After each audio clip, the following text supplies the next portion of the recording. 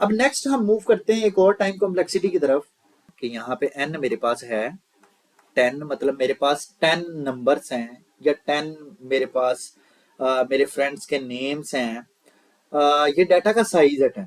तो डाटा किसी भी फॉर्मेट में हो सकता है। तो मैं डाटा भी लिख रहा हूँ यहाँ पे कुछ नंबर्स, और वो नंबर्स मैं लिखता हूँ अनसॉर्टेड, मतलब किसी तरतीब में वो नंबर नहीं पड़े होंगे। सपोज यहाँ पे 0 पड़ा है, पहला नंबर, दूसरा नंबर है -1, तीसरा नंबर है 200, फोर्थ नंबर है 401, 399, 55, 22, 19 और 12।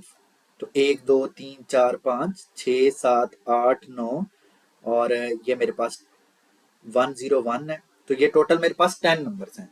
अब सपोज इसमें से आप फाइंड करना चाहते हैं 10 को, और आपने यहां से स्टार्ट करना है फाइंड करना, और ये किसी अगर अरे में डाटा पड़ा हुआ है तो ऑफ कोर्स ये उस अरे का 0 इंडेक्स होगा। ये 1 2 3 4 5 6 7 8 और ये लास्ट वाला इंडेक्स 9 होगा।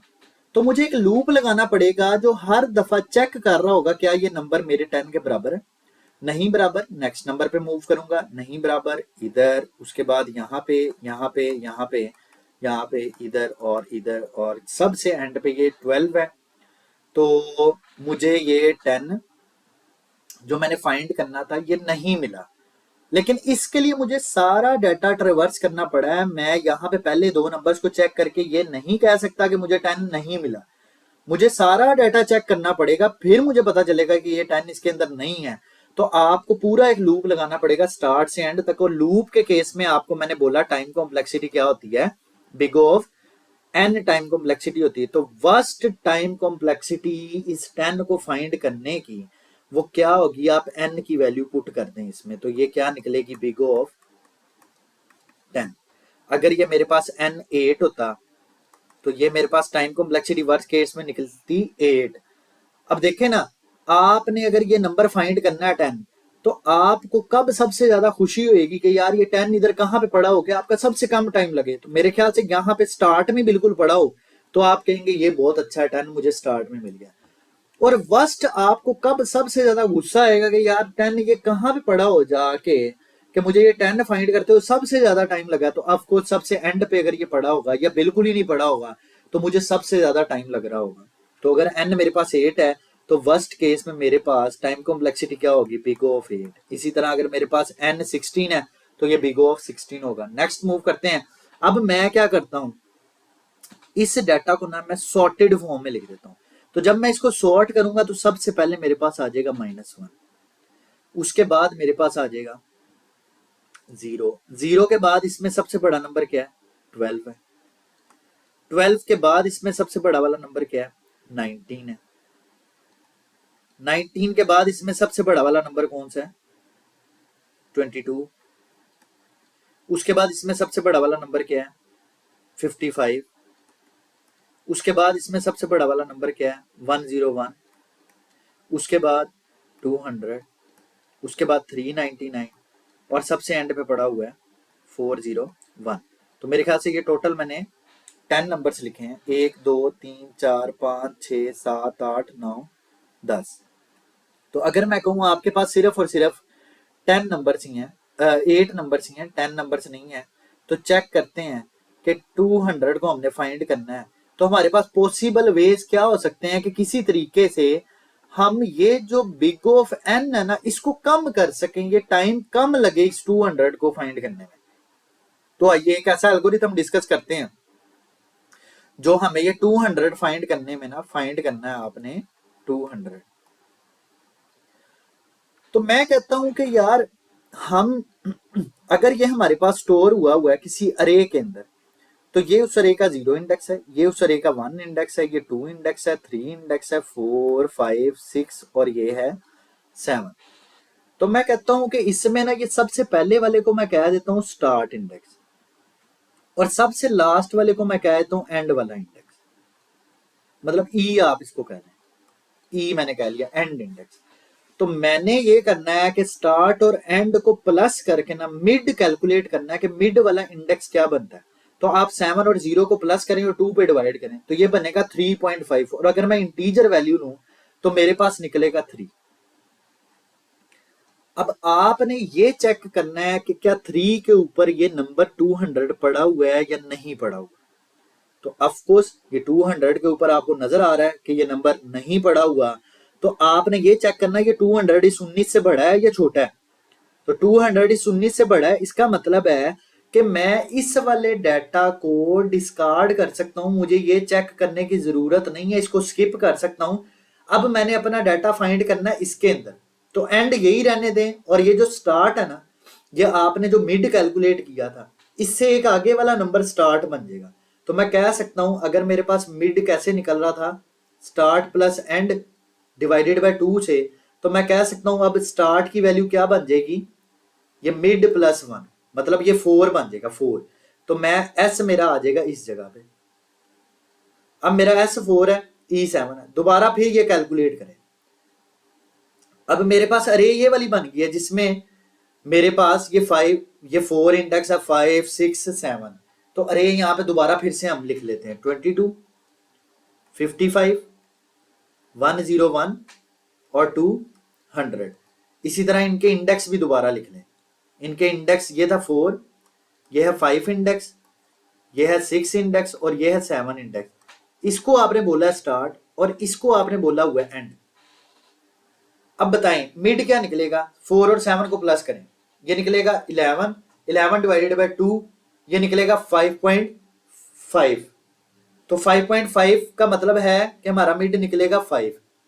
अब चेक करें 55 और 200 इक्वल है, जो हमने फाइंड करना था, नहीं इक्वल। फिर ये आपने चेक करना है क्या 200 इससे आगे पड़ा या पीछे पड़ा है। तो इसी तरह हम स्किप कर देंगे ये वाला पार्ट और इस वाले पार्ट को हम फर्दर लेके चलेंगे।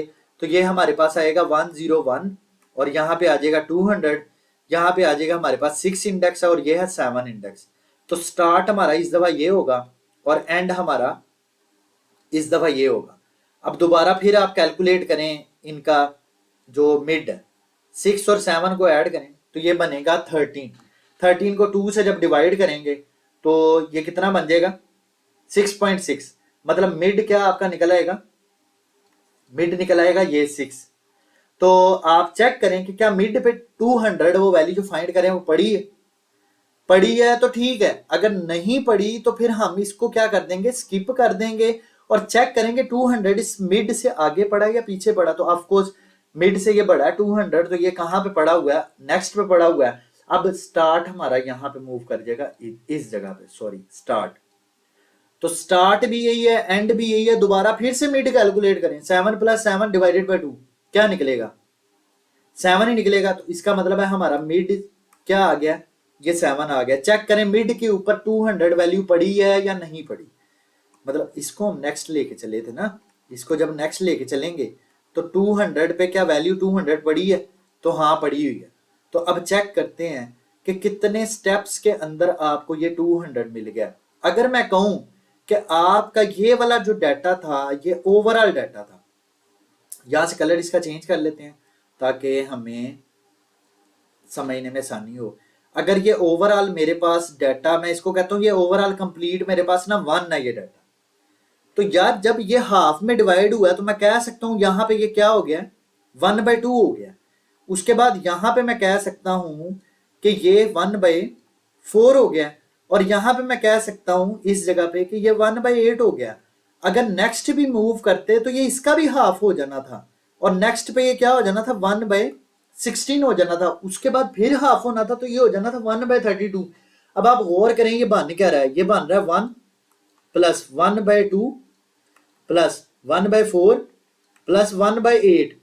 ये वाली चीज बनी है और आप देखें ये 1/8 वाले टाइम पे हमें ये आके मिल गया 200। या हमें ये 200 मिल जाना था इस जगह पे, अगर नहीं भी मिलता तो इसके बाद कोई डाटा बचना ही नहीं था। इसका मतलब वर्स्ट केस में ये 1/8 तक गया है। पहले 1 था, फिर 1/2, फिर 1/4, फिर 1/8। तो वर्स्ट केस में ये 1/8 तक गया है। तो आपको नहीं लगता ये नीचे 2 का टेबल लिखा हुआ, अगर मैं इसको यूं लिख लूं 2 की पावर 0 प्लस 1/2 की पावर 1 प्लस 1/2 की पावर 2 प्लस 1/2 की पावर 3, तो ये 2 का टेबल है। ये 2 की पावर मूव कर रही, 2 की पावर 0 1 होती है, तो मैं कह सकता हूं यहाँ पे 1/1 लिखा हुआ है। तो यार ये जो फॉर्मूला लिखा हुआ है ना, बेसिकली ये लॉग का फॉर्मूला, लॉग ऑफ एन का फॉर्मूला, जिसमें लॉग की बेस होती है 2। ये देखें, ये नीचे 2 है ना, इस 2 की वजह से ये लॉग विद बेस 2 है। अगर यहाँ पे 1/3 की पावर होता तो ये होना था log बेस 3। अब अगर ये नेचुरल लॉग होता log बेस 10, तो फिर 1 बाय क्या होना था, फिर यहाँ पे 1/10 होना था। 10 की पावर होनी थी, 10 की पावर 0, 10 की पावर 1, 10 की पावर 2। तो फिलहाल क्योंकि ये फॉर्मूला जो हमने निकाला 1/2 है, तो हम लोगों की टाइम कॉम्प्लेक्सिटी क्या निकली है, log बेस 2 ऑफ n। अब बताएं n टोटल क्या था आपका, डाटा कितना था n था आपका 8। तो log ऑफ लगाएं इधर फॉर्मूला log 2, और यहाँ पे n की जगह पे 8 लगाएं, और अगर आप इसको कैलकुलेटर से कैलकुलेट करेंगे ना तो ये आपको देगा 3। और अगर आपके पास कैलकुलेटर ना हो तो ये 3 कैसे कैलकुलेट कर सकते हैं, log बेस 2, यहाँ पे जो भी नंबर लिखा हो ना, आपने ये देखना है कि 2 की पावर कितनी लें कि ये वाला नंबर आ जाए। अब बताएं 2 की पावर कितनी लें कि 8 आ जाए, तो 2 की पावर 3 अगर हम लोग लें तो ये 8 आ जाता नंबर। इसी वजह से यहाँ पे ये पावर जो 3 आ रही है ना, ये 3 हमारा आंसर है।